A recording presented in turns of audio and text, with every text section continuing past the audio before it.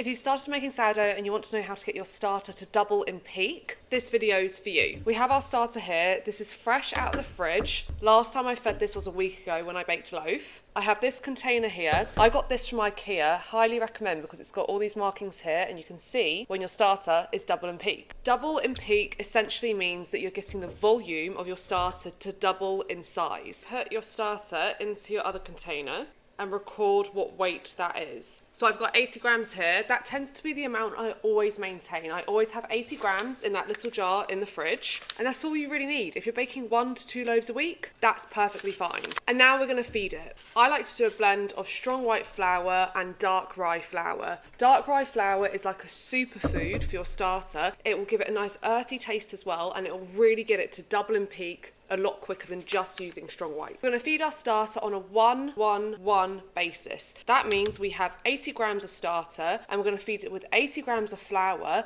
and 80 grams of water. Because we're doing a blend of flour, I'm gonna do 40 grams, so half of that weight, in strong whites. Also, try and find a strong white flour that has a very high protein percentage per 100 grams. I always go for the Essentials Waitrose one. Really cheap, and it has 14 grams of protein per 100 grams, so it's excellent. More protein means more structure for your dough. Then we're going to do 40 grams of dark rye flour.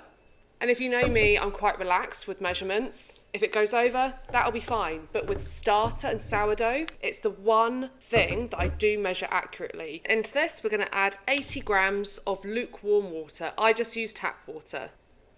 81, that will be fine. So now in here we have 80 grams of starter, cold from the fridge, 80 grams of flour, which is 50% strong white, 50% rye, and 80 grams of lukewarm water. You want that all to be mixed completely. Then you get yourself an elastic band, pop it round the jar, and bring it to the point in where your fed starter sits. For me, that's sitting at the 200ml mark. So I'm just gonna put a loose lid over the top. I'm going to put this into a warm, draft-free place. Good locations are an airing cupboard. The oven with the light bulb setting turned on is also really good. Then in around 5 to 6 hours, we should see this get to the 400 mark. It's been 5 hours and you can see here that our starter has risen to past the 400 mark, which means it's active, bubbly, and at its full peak. And now we can make a loaf.